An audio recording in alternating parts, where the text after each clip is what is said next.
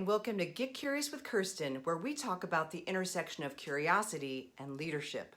Today, let's get curious about team dynamics. Recently, I was watching a soccer match with my husband, and I commented to him, "Isn't it cool to think about all those different perspectives on the field?" And he said, "What are you talking about?" And he asked it in a slightly annoyed way because he just wanted to watch the match in silence, and instead I was talking. So of course I continued. What I mean is, if you were to strap a GoPro camera onto each of the players, you'd see the game from each of their unique perspectives. Each one would be different. So if there are 11 players on each team, 2 teams, and then we're watching at home from a different vantage point on TV, that's a total of 23 perspectives. And that reminds me of meetings at work where each of us around the table has a different perspective. And he said, that's a cool idea. I never thought of that before. So it made me wonder, how many of us think about the same dynamic that exists when we're in a work meeting? I mean, about all the different perspectives that are present.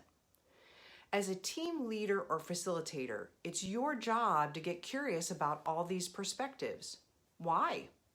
Because we want to create an environment where people feel free to speak up and share their perspective. If we don't create a psychologically safe space, we miss out on all those great ideas that are simmering in the minds of our team members. It also can decrease engagement and buy-in to the decisions that we make in that meeting. So right now, I'm leading a committee that's planning an event.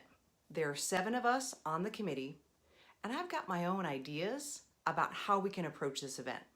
They're good ideas, dare I say strong ideas.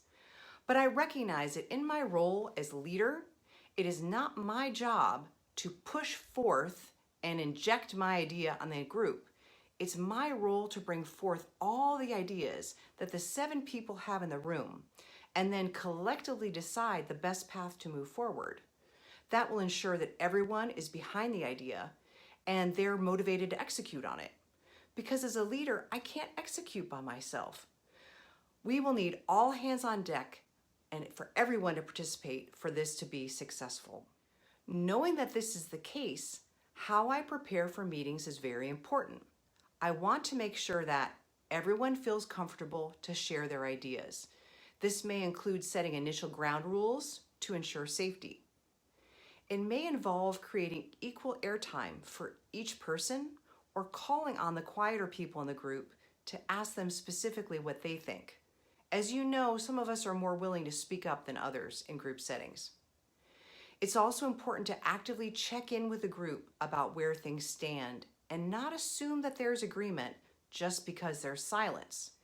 It would be very easy for me to say, okay, this is our direction, right? We're moving forward.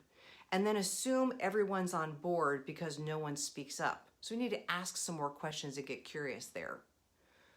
Also, if someone raises an objection about why an idea won't work, I try not to get defensive, but instead get curious and ask them, tell me more, to really ask about their thoughts and their perspective. And finally, it's important for me to get clear about my own intention before the meeting. It's about recognizing where my own head is at and acknowledging my perspective and that it's one of 7 in the room, not the only one. So I may acknowledge internally to myself, I've got this great idea that I'm personally excited about, but I need to be aware of how much I kind of push for it in the meeting. So the next time you're facilitating a meeting or leading your team, please check in with yourself and remember that your perspective is only one of multiple perspectives in the room. This reflection will make you a more collaborative leader, earn the trust of your team, and create a space where they will want to share their best and boldest ideas. If you found this content to be valuable today, I encourage you to click the subscribe button so you won't miss out on future videos. Until next time, stay curious.